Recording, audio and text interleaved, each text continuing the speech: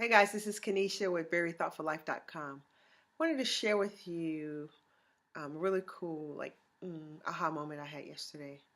So I was listening to this video of this lady explaining her understanding and thoughts about what she called the lightness and the darkness. And she was talking about emotionally.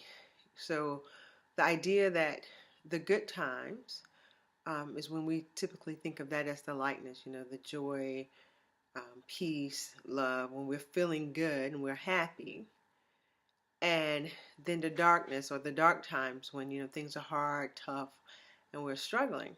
And she was asked the question, um, like, were they both necessary? Right. And so she said, absolutely, they're both necessary. And I thought like that's really good that she gets that because so many of us miss the blessings that happen in the darkness. And what I really want to talk about today is I want you guys to get clear and think about one, the different areas of life. So we have our relationships, money, job, career, family, whether that's spouse or mother, children. And I know that's relationships as well. But like I want you to think about life in areas because there could be areas in our life where we are in the lightness, as they say. So you may be extremely happy in your marriage, but maybe you're not doing so well in your finances. Or you are pretty good in your finances, but not doing so well in your marriage or your relationships, your friendships, or having good relationships with your children. So I remember as I was listening to this lady in this video, how I started thinking about how I've always, of course, like most of us, enjoyed the good times, but also seeing the blessings in the dark times. So she was a writer, or she is a writer, I should say, and she was saying that it's in her dark times that she's realized that like she's written the best poetry. And I thought about that too. There was a time in my life when I had a really hard time, and if you guys have followed my videos, you kind of know about my rough time in my marriage. That is when all of my insight, wisdom, knowledge came about pain.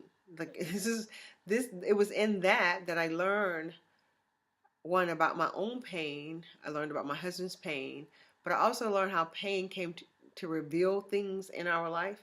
And then I've now used what I learned during that time to help my clients now. So I don't want you to dismiss the bad times. What we have to learn how to do is to be present in the good times and in the bad times. Nor do I want you to um, avoid what's happening in your life because you're so busy trying to be in the good times. And I'll be honest with you, I found myself doing that a lot, where it's okay that when you're going through something that you always look at the positive, right? But there are times when you're going through a thing, you can still look for the positive, but you got to be real with yourself that like this is hard, this is tough, but then allow that time to grow your character. So when we was watching this video and I was having a discussion with a group of ladies, the question was, do you know how to benefit in the good time and in the bad time? And when they asked that question, I remember thinking how I was romanticizing at one time, or I found comfort in the bad time of my finances. This is what I mean. This was one of those things I really wanted to share with people.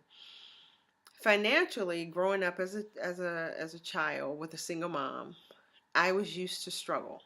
I was used to money being spoken about as something that you never had enough of. You work hard to get it and it's never enough. I was used to that. So I kind of grew up with that mindset, although I was trying to fight it, but I still grew up with that mindset that you had to it was never enough money. The struggle, right? So like always, like all of life was a struggle, struggling to pay the bills, struggling to get the next big thing, struggling to get a job. Like all of life was a struggle. And I got really used to that. And so in that place, I would say that's a dark time, right? Or um, certainly not the most positive time in any of our lives when we're in the struggle. What I learned and my aha moment I had yesterday listening to this video was I had gotten more comfortable in the struggle in my finances than I was out of the struggle. So I remember since my husband and I have lived abroad, and honestly, more recently than we left like 6 years ago. So more recently, because we have a system now, we have a system for our money. We got a program and we follow the system. We work really hard to follow the system. But I remember one time saying to my husband, I feel like we're cheating life. He was like, what do you mean? I was like, because we're not struggling. Because we're not struggling for money. Like when the kids need something, we can go buy it. When we want something, we can go get it. Like it was strange, and I remember almost feeling guilty that there wasn't a struggle. And so what I realized is in that area of my life, I had gotten very comfortable with the dark time. And so when light came into that area, when love, peace, and joy came into that area of my life, it became uncomfortable for me. And guess what? Like, if for you, if it's not money, I've heard this with women in relationships. I've heard women say things like, oh, well, I met this nice guy. He's really nice, but he's too nice. So ladies, if you're single, I want to ask you, are you comfortable? Are you more comfortable in the darkness of a relationship that makes you feel less than you are, where you're so used to being mistreated,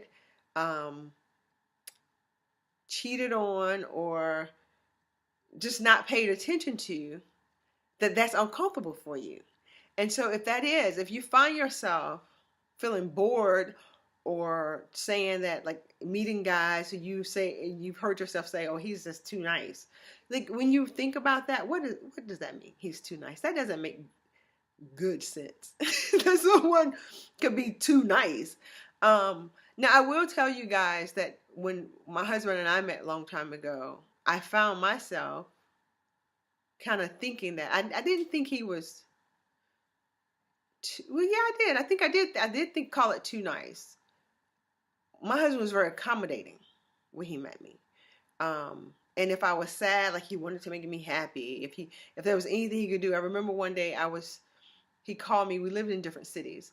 It was like 45 minutes, an hour and a half away or something like that. And he called me and I sound sad. And I don't know, it was probably, who knows what was going on. I was in my 20s, but I was just going through something, not that big. But I remember his thing was, do you want me to come and I can take you? He knew I like amusement parks. He's like, I take you to Carowinds. I was like, you can't do that. Like we can't just drop everything and go to Carowinds. He was like, yeah, but if it's gonna make you happy. So I thought that was sweet that he would just want to stop everything he was doing to come and make me happy or feel better. But I will say, as the relationship grew, I had to say to him, I need you to, one, stop wanting to run to my rescue, and two, sometimes you're going to need to say no to me, because I was finding his continuous, like always wanting to do everything and be there for me a little bit annoying. Like, I guess I found it like I wanted a challenge. But even think about how crazy that is when you really think about it. Here's someone who cared enough about me that they wanted to do whatever it takes to make me happy. And I was finding myself wanting to push that away because I wasn't used to it. So if you're listening to this video, I want you to get clear about, like, what am I used to? And is what I'm used to, is that beneficial? Because just because you're used to maybe getting your butt whooped by a man to prove that he loves you, or you're used to being cursed out by people because that's what you grew up around, or you're used to um, calling your children all kind of names because that's what you were called. Just because you're used to it doesn't make it right or put you in the light. So I would encourage you to challenge your behaviors and your thoughts, and look at your life and say, listen, like, are there some areas in my life that I'm more comfortable in the darkness, in the negative, than I am in the positive? And if so, and if you're really ready to shift and move out of the areas that you find comfortable, like, are you comfortable struggling? Are you comfortable never having your ends meet? Because you get so used to the story that to say something different will be a challenge to you. Like, are you comfortable in that? And is it your comfort that's keeping you there? Huh.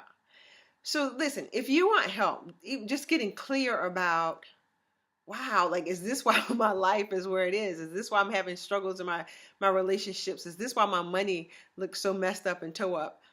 Is this why I can't seem to, like, I want my children to be good, productive citizens, but I haven't been able to figure out what it is to get them there? If you need help with that, reach out to me. The coaching, guys, listen, the coaching for me is my living. But like I said, I offer 30-minute free consultations. And in 30 minutes, you'll be surprised at the eye openers you can get. But continue to follow my videos and get my newsletter, because I don't just send out, hey, how you doing newsletters. And I don't just do videos that are just conversation. If you really pay attention, they're full of content, and there are things in it. So I just really wanted to share that with you guys. Are you living in light, in the lightness of life, or in the darkness of life? Have you learned to embrace both? And are you more addicted to the dark times in areas of your life that you don't have to be? Hope this is helpful. I hope someone share my videos. Let people know what's going on. Have a great day. This is Kenesha Bear with BerryThoughtfulLife.com.